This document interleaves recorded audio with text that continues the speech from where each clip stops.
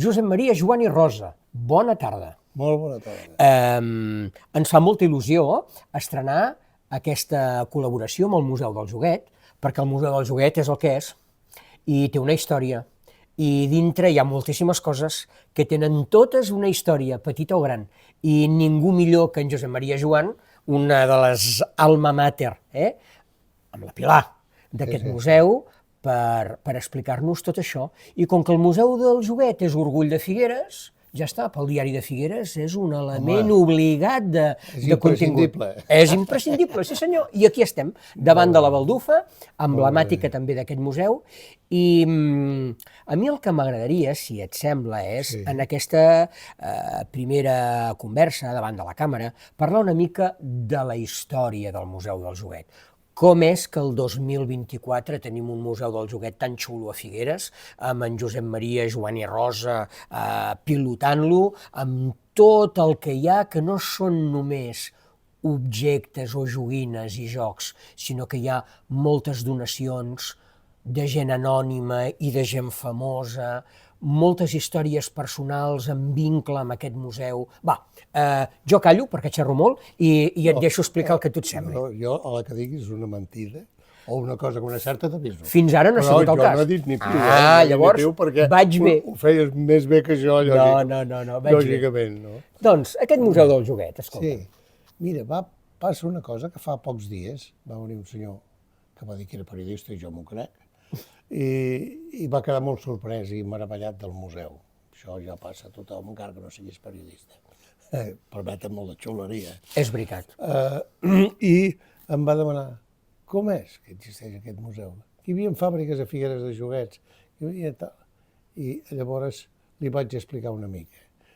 I després, quan ell va ser fort, m'ho vaig apuntar, vaig fer 4 punts, perquè vaig pensar que si parlàvem de l'Osito d'en Marquina, parlàvem del Pere Casaldal i el Canviat, de l'Ernest Lluch, d'en Quim Monzó, etc., potser també valdria la pena saber els anys que fa, les exposicions que va fer el museu abans d'entrar a l'Hotel París, que això va ser uns anys més tard.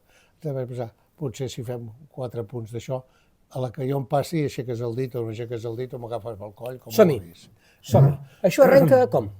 Bé, mira, el que vaig a dir primer és una mica inventat meu, però penso que pot ser una realitat. Jo l'any 1960 me'n vaig marxar, com tots fèiem en aquell moment, me'n vaig marxar cap a Barcelona a estudiar a la universitat. I els meus joguets, que eren joguets tots d'abans de la guerra, jo vaig néixer al 40, però a les fàbriques de joguets no van començar a fer nous joguets fins anys més tard. I els joguets que venien eren rèpliques d'anys anteriors.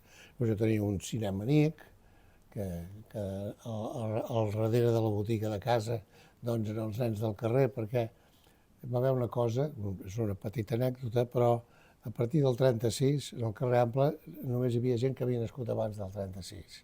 El 36 ningú va tenir cap criatura fins que va arribar al 40. I al 40 es van posar a treballar. Les piles. Exacte. I al final, en el carrer Ample, érem 14 o 15 entre nois i noies que jugàvem en els jardins de la biblioteca i jugàvem al carrer, que era el que es feia en aquell moment. Llavors n'hi van haver molts, però hi ha un lapsus de generacions diferents. Jo, quan me'n vaig anar cap a Barcelona, els joguets, lògicament, me'ls estimava, perquè sempre ens hem estimat ells i jo, i amb una caixa molt gran de fusta que tenien a casa, a la part de darrere, al magatzem, vaig desar-hi el meu teatrí Setge Barral amb algunes obres, el Cinemaniac, com he dit, un Osito. Aquest Osito no me'n recordo gaire, però, per contra, és de l'únic que hi tinc una fotografia amb ell. Vull dir, era bastant gran, clar que jo era petiteta llavors, però era bastant gran. Tenia un Mecano, era el que jugàvem els nens i nenes en aquell moment, no? Ho vaig deixar tot allà guardat per anar-me'n jo a Barcelona. Vaig anar a Barcelona. Abans anar a Barcelona era més llunyà que ara, era molt més lluny, Barcelona. I venir de Barcelona a Figueres no era ràpid.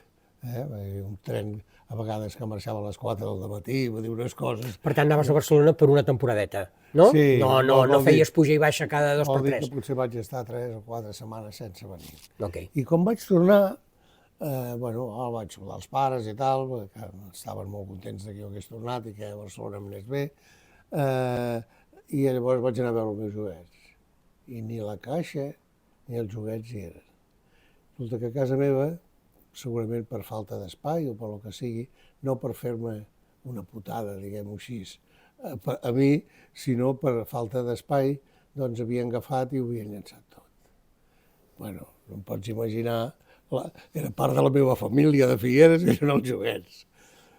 Vaig tenir la sort de que a Can Llaunetes, que era un senyor que li deien Llaunetes, es deia Teixidor, en el carrer Parlada, era un lloc dels que jo havia anat a comprar algun joguet amb la família. També hi havia a Can Mallol, del carrer Montoriol.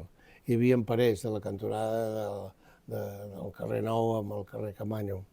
I encara n'hi havia un, una senyora que es deia Torre Milans, una senyora molt alta, en el carrer Girona, i es deia Torre Milans, i fora deia Torre Milans. Però la gent de Figueres, d'una manera simpàtica, em deia Can 95, perquè tot eren joguets molt baratos. També venia alguna altra cosa i tal, però sobretot tenia joguets i tothom em deia Can 95, tothom sabia on era Can 95. Bé, jo vaig fer el meu via crucis per aquests llocs, vaig aconseguir recuperar sobretot el que em va fer il·lusió, i ara està posat a dintre del museu amb una vitrina.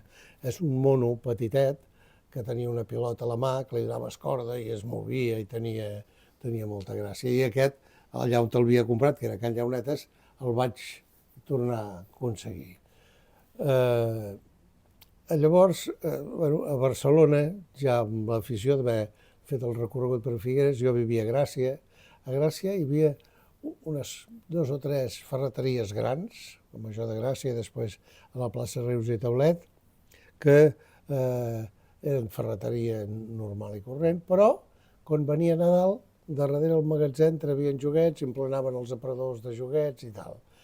I bé, era una gent molt amable, vaig anar, els vaig comprar algunes coses, inclús em van vendre alguna cosa que estava marcada amb rals, imagina't, vull dir que eren peces una mica antigues, i vaig anar ampliant aquesta petita col·lecció que havia iniciat a Figueres. I això va continuar, perquè vam tenir la sort de que va sortir una cosa que es deia plàstic, i els joguets es van fer de plàstic. De plàstic hi ha joguets fantàstics, no és que nosaltres estiguem en contra del plàstic, hi ha joguets extraordinaris. Però els primers joguets de plàstic que van sortir eren tous, eren molls, eren una mica figaflors. I doncs llavors, com que els que tenien èxit eren els figaflors, els altres joguets encara me'ls anaven guardant, me'ls posaven, ja tot això, perquè em anaven fent la col·lecció. O sigui, aquests senyors són els que van iniciar la col·lecció. Per tant, beneït el dia que els teus pares et van llançar les joguines que et pertanyien, perquè si allò no hagués passat, segurament en Josep Maria no hauria començat mai una col·lecció de jocs i joguines. Segurament és així, ja t'he dit que ho deia amb allò de em penso que pot ser veritat, perquè ja em conec a mi i a mi jo vaig anar 9 anys a la Salle i l'únic record bo que en tinc de la Salle és el doctor Esquerrà. El doctor Esquerrà era un doctor que tocava el violí i a l'hora del recreo els que no volíem anar a córrer darrere una pilota podíem anar a violí i vaig aprendre el violí, vaig tocar finalment en una orquestra, la Marxa Triomfal d'Aïda, jo formava part d'una orquestra, una cosa, i això m'ha servit molt tota la vida, la música, els anys que vaig estar a Barcelona, els concerts. Saps que tens molts cops amagats? Bueno, sí. Això mateix? No, i espera't, que això t'he amagat. De fet, a casa meva em van portar a la Salle perquè estudiés comerç, perquè després continués el negoci de la família.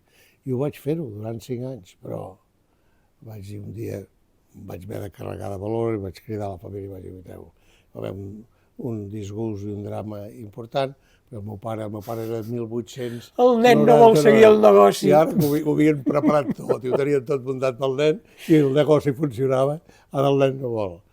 vaig tenir la sort que el meu pare va conèixer amb un arquitecte, perquè jo vaig dir que volia ser artista, volia dibuixar.